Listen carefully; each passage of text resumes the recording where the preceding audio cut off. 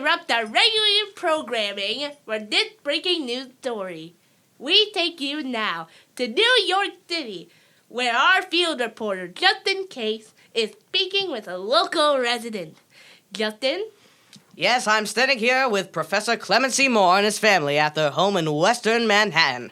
It appears that just a few nights ago, the Moore family had a unique encounter that took place right in their own house, here on Houston Street. Professor, can you tell us what you witnessed? Of course. Well, 'twas the night before Christmas, when all through the house, not a creature was stirring. Not even a mouse. That's right, son. Not even a mouse. The stockings were hung by the chimney with care.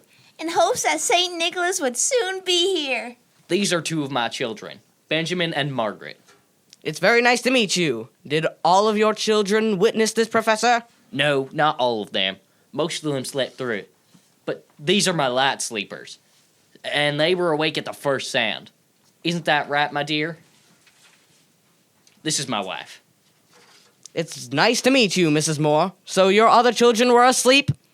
Yes, the children were all nestled, all snug in their beds. While visions of sugar plums danced in our heads. Sugar plums? Yes, I've spent the past week baking, and the children have been eagerly waiting for Christmas Day, when it's our tradition to put out the plates of cookies, cakes, and other treats. In fact, I caught one of them trying to sneak a sugar plum when they thought no one was looking. Sorry. Well, anyway, Mama in her kerchief and I in my cap had just settled down for a long winter's nap. What happened then? Then, out on the lawn, arose such a clatter. I sprang from my bed to see what was the matter. Away to the window, I flew like a flash, tore open the shutters and threw up the sash. That's when Ben and I woke up. Were you frightened? No, just curious. The moon on the breast of the new fallen snow gave a luster of midday to the objects below.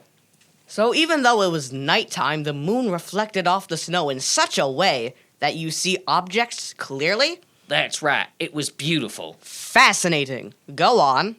Then, what to my wondering eyes did appear? A miniature sleigh. And 8 tiny reindeer. Tiny reindeer? Yeah.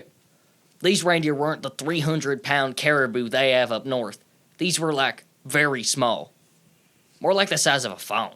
That is small. And they were pulling a sleigh? Yep.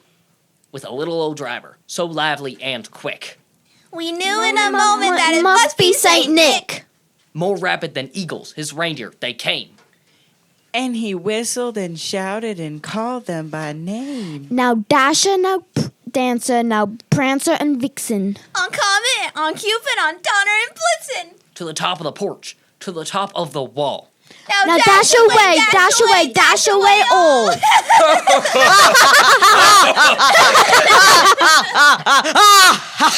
So what happened next? Well, up on the housetop, the reindeer, they flew with a sleigh full of toys. And St. Nicholas, too.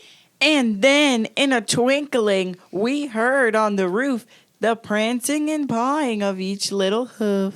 As I drew in my head and was turning around, down the chimney, St. Nicholas came with a bound. Astonishing. What did he look like? Well, he was dressed in all fur from his head to his foot, and his clothes were all tarnished with ashes and soot.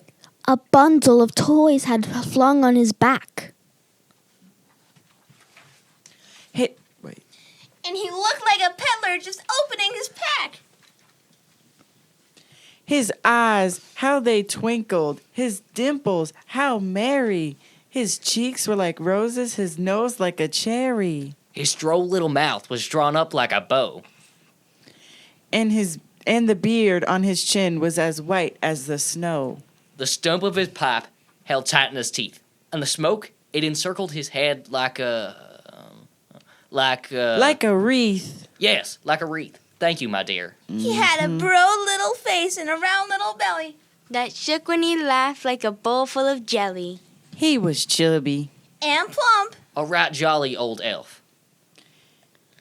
And we And laughed when we saw him in spite of ourselves. A wink of his eye. And a nod of his head. Soon gave us to know we had nothing to dread. That's a relief.